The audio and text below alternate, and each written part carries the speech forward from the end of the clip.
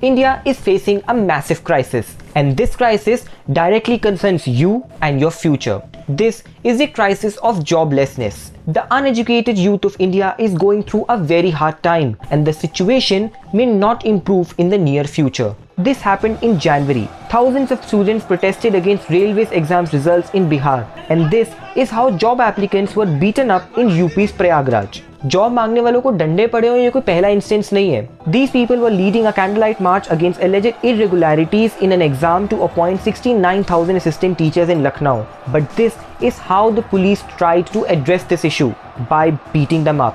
तो आखिर ये क्राइसिस है कितनी बड़ी? According to Center for Monitoring Indian Economy, India's joblessness hit the peak in April 2020 with 23.5%, and in January 2022 it was at 6.5%. A month before this, the rate was at 7.9%. Yes, COVID did play a very big role in this situation, but it was not the only cause. And the current surveys are not good news from any angle. Because the December survey highlighted that over 5 crore people in India were unemployed, and of this, over 3.5 crore people were actively seeking jobs. And why do I say that COVID-19 is not the only thing that is responsible for this? Because the National Sample Survey Office's job survey for 2017 and 18 pointed out that unemployment was highest in India in the last 45 years. This was the state of India's unemployment even before the pandemic struck. So the governments can go on blaming COVID-19 responsible for this mess, but you and I know the truth that the situation was going bad even before the pandemic came. We were told कि अगर पढ़ेंगे नहीं लिखेंगे नहीं तो job कैसे मिलेगी,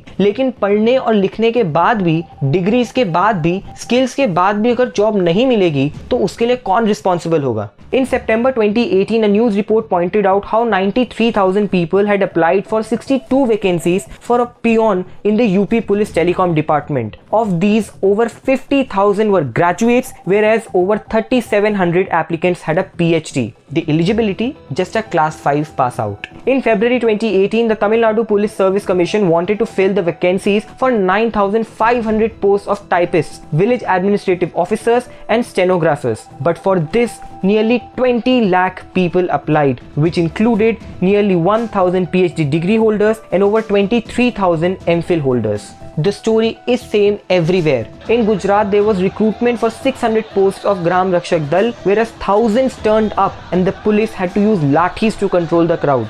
This happened in November last year. So this is what it has come to. The nation, which was once proud to have one of the youngest workforce in the world, is now ashamed to have crores of unemployed youth. Youth, the factor which is supposed to be India's greatest strength, is now full of hopelessness and despair. But aren't you surprised that despite this massive crisis, hardly any politician in power talks about it? 5 states in India are voting in the assembly elections this month. Is there any government that is fighting these elections on how it provided jobs? Is anyone debating their performance on employment? No, right? This speaks volumes about the political discourse in this country. The unemployed youth can be a bane for any developing nation. Not only it can lead to emotional and mental crisis, but it can also lead to rise in crime, lower self-esteem, and even drug abuse. All these have been proven in various researches.